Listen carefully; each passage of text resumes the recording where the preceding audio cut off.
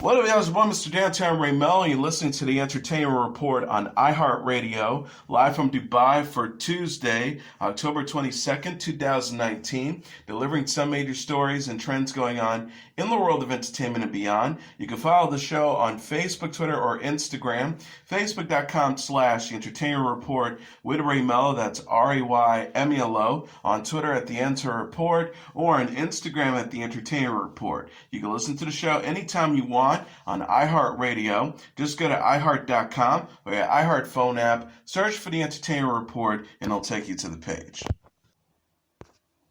The Skywalker saga is coming to an end in the latest trailer for Star Wars The Rise of Skywalker.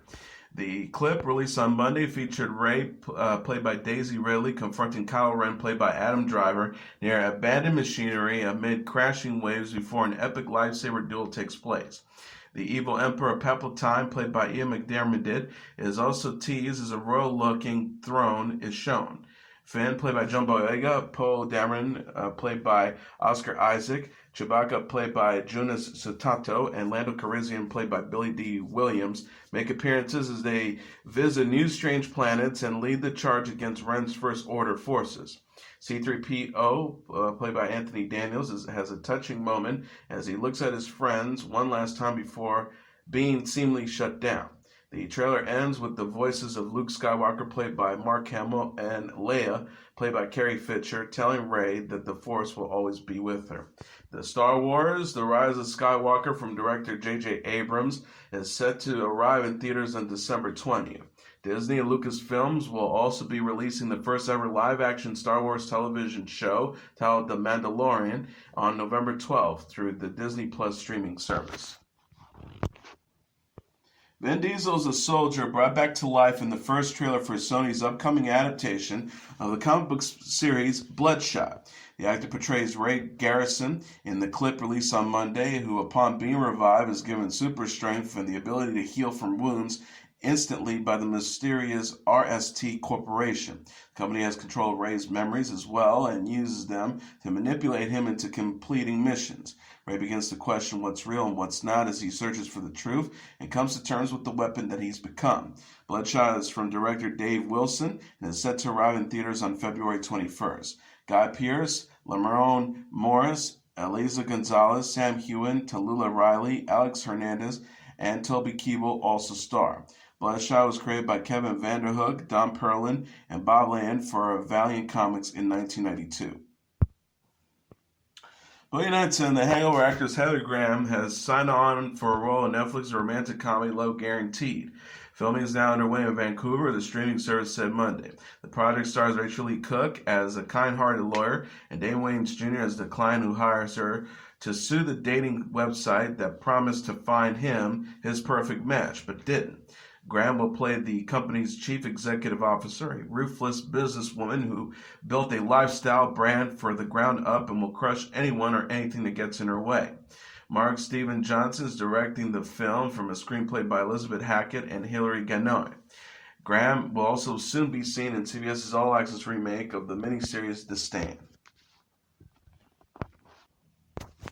Aquaman star Jason Momoa says the sequel will be way bigger than the first film.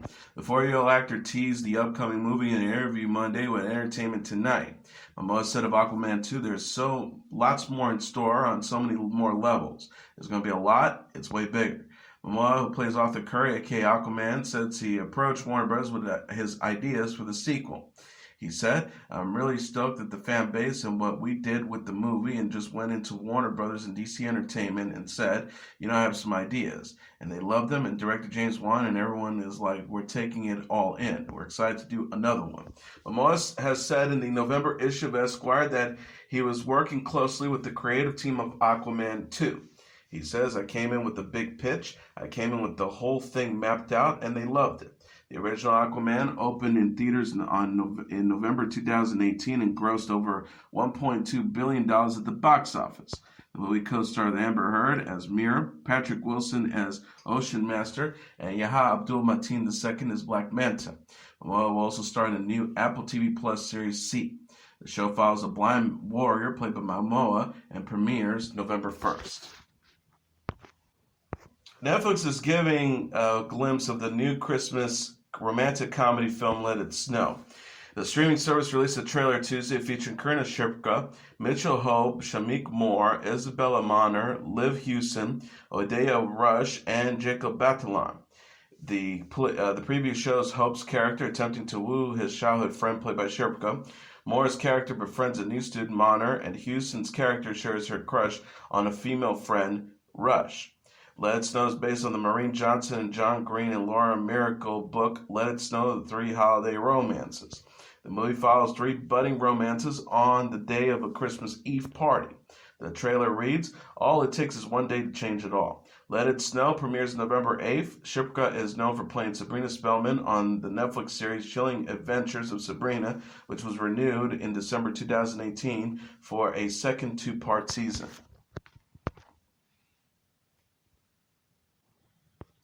Kate Beckinsale thinks she looks exactly like Deadpool star Ryan Reynolds. The 46-year-old British actress discussed her resemblance to Reynolds during Sunday's episode of The Tonight Show starring Jimmy Fallon. She told host Jimmy Fallon, "I look exactly like Ryan Reynolds, like in a shocking way. Sometimes I see a bus going by with the poster on it, and I think, damn, I look hot. Oh, wait, it's not me. I never did that movie. I've been at home." Fallon showed a side-by-side comparison of Beckinsale and Reynolds, but remained unconvinced of the pair's resemblance. Beckinsale asked, "It's weird, right? I've wrestled with how. Obviously, he's not even like a sort of slightly girly boy bander type. He's like a big Canadian man, and I really see myself in him." Reynolds has never worked with Beckinsale, and Beckinsale jokingly said she can't be in the same room as the actor. The star says, "One of us would, I think, explode, or something would happen." She added, "But I've had boyfriends be in the same room as him when I wasn't there and feel really compromising or feel like way too intimate. They sort of know things about his undercarriage that they shouldn't, but they don't." Beckinsale stars in the new film Farming, which opens in theaters on Friday. The movie follows Ethan Tan, played by Damson Idris, a young Nigerian man fostered by a white family in the UK who joins a white skinhead gang. Beckinsale says, the writer-director Atiwell Akino Abaji, that is his actual real story and his real life. Alec Baldwin told Jimmy Fallon The Tonight Show that Lorne Michaels convinced him to return as President Donald Trump on Saturday Night Live. Baldwin has portrayed the president multiple times on SNL and appeared as Trump once again in September, despite stating that he wanted to leave the role behind. Baldwin said during Sunday's episode of The Tonight Show, "I said to them, and it was not with any malice or any lack of affection for them, I said, oh, I don't want to do that anymore. I don't want to do the Trump thing again. I'm going to stop. And I don't need to tell you about the Lorne Michaels Jedi mind trick thing." He says he gets me on the phone the Friday before the show, the day before the show, and he's like, "I don't think you understand." And I go, "What don't I understand? I've been thinking about it like all summer. Every day, it's all I think about." And he says, "I don't think you understand how important this is." The actor continued about how Michaels, the creator of SNL, convinced him to return. Baldwin said that he will be featured on SNL a few more times as Trump. The 61-year-old actor also discussed his new film, Motherless Brooklyn, which will arrive in theaters on November 1st. Edward Norton directed, wrote, produced, and starred in the film. Baldwin says it's really a great drama, and Edward, as a director, he did a really good job directing. He's a very smart guy. Hoda Kotb and Savannah Guthrie were joined by their kids during Monday's episode of Today. The Today co-anchors brought daughter Haley Joy and son Charlie Max to meet Sesame Street characters on the NBC morning show. Kotb's parents to Haley 2 and Hope 6 months with boyfriend Joel Schifferman, while Guthrie shares Charlie 2 and Vale with husband Michael Feldman. Kotb said, "We're sweeping the clouds away. We've got our special guests from Sesame Street," before introducing Elmo, Cookie Monster, Abby Cadabby, and Rosita.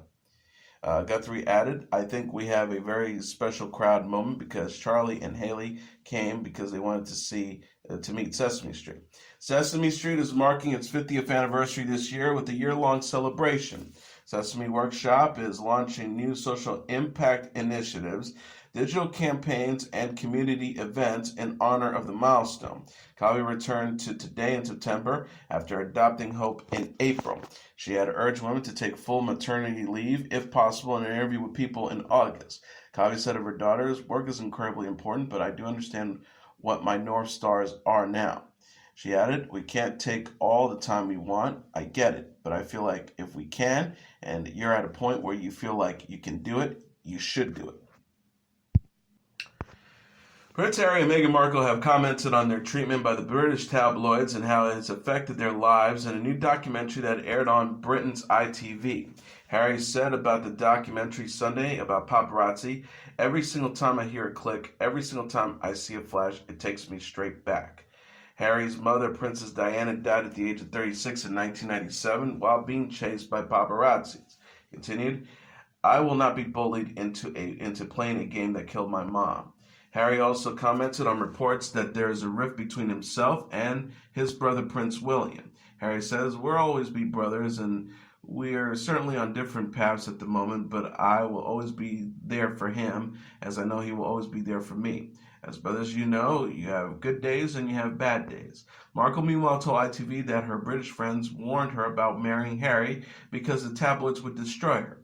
Markle says, "I never thought this would be easy, but I thought it would be fair," about how the royal family has to deal with so many fake stories. She continued, "I really tried to adopt this British sensibility of a stiff upper lip." The interviews for the documentaries were filmed while Harry and Markle were taking a royal tour of Africa. Harry recently filed a lawsuit against the Daily Mail and its owner, Associated Newspapers, for publishing a private letter Markle wrote to her father. Jennifer Garner and Kristen Bell are sharing their best parenting tips. The actress gave 3 new moms advice during the segment Momsplaining with Kristen Bell on Monday's episode of The Ellen DeGeneres Show. Garner is parent to Violet, 13, Serafina, 10, and Samuel, 7, with ex-husband Ben Affleck, while Barry shares Lincoln, 6, and Delta, 4, with husband Dak Shepard. The pair spoke to Emil Haskell, an expected mom, Dina Clower, a mom to a 3-month-old infant, and Megan Saffer, a mom to 2 toddlers. Bell advised Haskell, who was 5 months pregnant, to stay flexible about labor and delivery. She says, "Make a birth plan, put a lot of thought into it, take a deep breath, and tear it up. It's never going to happen like that, so get rid of it." Garner and Bell agreed that having children changed them and told Cowler to seek support from other moms. Bell says, "You're a different self, and it's important to talk to other moms. Momming is hard, but it's worth it." In addition, Garner and Bell told Safford to ignore her toddlers when they throw a tantrum. Bear shared advice from Shepard, her husband of 6 years. Bell says, "I take the advice of my husband a lot. He says sometimes when they're having a tantrum, treat them like the hot girl in high school. Just ignore them and they'll come to you." Garner added, "They do like to get you worked up." Garner said on The Tonight Show starring Jimmy Fallon in September that her kids referred to her as the fun-killing mom. She says, "I kill the fun. I am so lame. I say no to everything. They call me the dragon. They have all these names for me." Zoe Deschanel and Jonathan Scott got close in their first Instagram photo together. The 39-year-old actress and 41-year-old television personality went Instagram official Sunday after a date at Halloween Horror Nights at Universal Studios. Deschanel and Scott both shared photos with Scott's twin brother Drew, his wife Linda Fan, and several spooky performers. The picture shows Scott holding Deschanel in his arms. Deschanel wrote, "Still processing how scared I was of these people dressed in spooky masks. So much fun last night. That high-pitched scream totally wasn't me," Scott joked. "Also happy to report nobody got punched." Deschanel and Scott were first linked in September after they were spotted holding hands in Silver Lake, California. The couple were later seen kissing in the audience during a taping of Dancing with the Stars. Sources told People, "It's new, but we're having a lot of fun together." Deschanel had announced her split from her husband, film producer Jacob Pechenik, in September after 4 years of marriage. The pair are parents to 4-year-old daughter Ilsa Otter and 2-year-old son Charlie Wolf. The pair said in a statement, "After much discussion and long periods of contemplation, we've decided we're better off as friends because business partners and co-parents rather than life partners. We remain committed to our business, our service, and most of all, our children." Deschanel is known for playing Jessica Day on the Fox series New Girl. Scott and Drew Scott star on the HGTV home renovation series Property Brothers. Bryan Cranston transformed into his Breaking Bad character Walter White in a new video. The 63-year-old actor shared a behind-the-scenes video Monday of himself undergoing hair and makeup for the Netflix film El Camino, a Breaking Bad movie. The 57-second time-lapse video shows a speed-up version of Cranston's transformation. Cranston thanked his makeup team, Cherry Mustastanto, Garrett Emil, and Laverne Monroe in the caption. He jokingly wrote, "I don't know why filming takes so long. I became Walter White in less than a minute. Thanks to Cherry Mustastanto, the Department of Head of Makeup and Special Makeups FX, Garrett Emil, the prosthetics makeup artist for Bald Cap, Laverne Monroe, key makeup artist at Netflix, #El Camino." Cranston played White through Breaking Bad's 5-season run on AMC and reprised the character for a flashback scene in El Camino. El Camino, which premiered on October 11th, is an epilogue to Breaking Bad centered on Jesse Pinkman, played by Aaron Paul. Cranston said in an interview with Entertainment Weekly last week that reuniting with the cast and crew of El Camino was a surreal experience. He says it has been 6 years since we finished production on Breaking Bad when we were shooting this. And all of a sudden I'm looking that way and I'm looking across and I'm seeing Jesse Pinkman. And then there's the familiar faces of all the crew members. And it was just bizarre to me. It was like, wow, yeah, it's really cool. Cranston also discussed the possibility of him reprising White on the Breaking Bad spin-off prequel, Better Call Saul. The series follows Jimmy McGill, played by Bob Odenkirk, a.k.a. Saul Goodman, and will premiere a 5th season on AMC in 2020. Cranston said, "I know that Better Call Saul co-creator Vince Gilligan and co-creator Peter Gould, who run the show, are so protective of their characters and their story that they don't want to do something that feels like a stunt." He added, and when I do, of course, I would because of the same reasons of El Camino. It feels appropriate, and it is in the medium of that storytelling. If it happens, it happens. If it doesn't, I'm okay.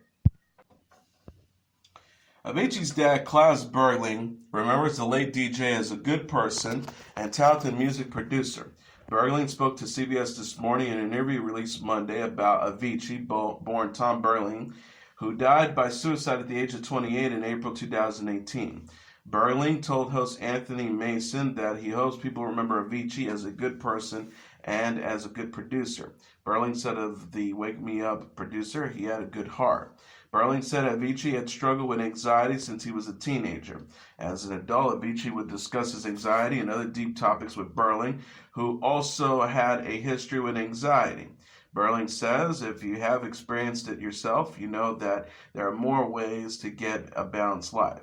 Avicii quit touring in 2016 to focus on his music. Bergling said his son seemed much healthier and appeared to be heading in a very, very good direction before his death. Bergling says the suicide came as a shock to all of us, and we thought that he was on a better way before. Bergling says he experienced ups and downs since Avicii's death. He says it's life before, and now it's life after. That's the best way you can express it. Bergling and his wife, Anka Bergling, launched the Tim Bergling Foundation in March. The couple released a posthumous album by Avicii titled Tim in June, with all proceeds going to the foundation. Adam Lambert, Rita Ora, Aloe Black, David Guetta, and other stars will perform at the Avicii Tribute Concert for Mental Health Awareness in Stockholm, Sweden in December. The show will benefit organizations that address mental health concerns and support suicide preventions. Quiet Riot drummer Frankie Banali has announced that he has been battling stage 4 pancreatic cancer. Banali released a statement on his condition through podcast host Mitch LaFone's Facebook page on Monday. The rock star was diagnosed in April and has missed a number of Quiet Riot concerts in recent months. Banali says the original prognosis was very scary. I had quite a battle on my hands, and it took a lot, but I'm thankful to say that after several rounds of chemo and other treatments, I'm on the mend. He continued, "The road ahead is not going to be easy, but cancer has met its match, and I plan to continue fighting. I wish I could have been with you all at every Quiet Riot performance, as this is the first time in 38 years I've ever missed a gig." Banali says he will be back performing with Quiet Riot on October 26th for a show at the Whiskey A Go Go in Hollywood, California. He also plans on touring with the band in 2020. Banali is the only member of Quiet Riot's classic lineup to continue performing with the band. He joined the band in 1982. And that is your entertainment report for Tuesday, October 22nd, 2019. I'm your host, Mr. Downtown Ray Melo. I'll be back tomorrow to deliver some major stories and trends going on in the world of entertainment and beyond. You can follow the show on Facebook, Twitter, or Instagram. Facebook.com/The Entertainment Report with Ray Melo. That's RAYMELO. On Twitter at The Enter Report, or on Instagram at The Entertainment Report. You can listen to this episode or any previous episodes of The Entertainment Report anytime you want on iHeartRadio. Just go to iHeart.com or your iHeart phone app, search for The Entertainment Report, and it'll take you to the page. Good night, and God bless you all.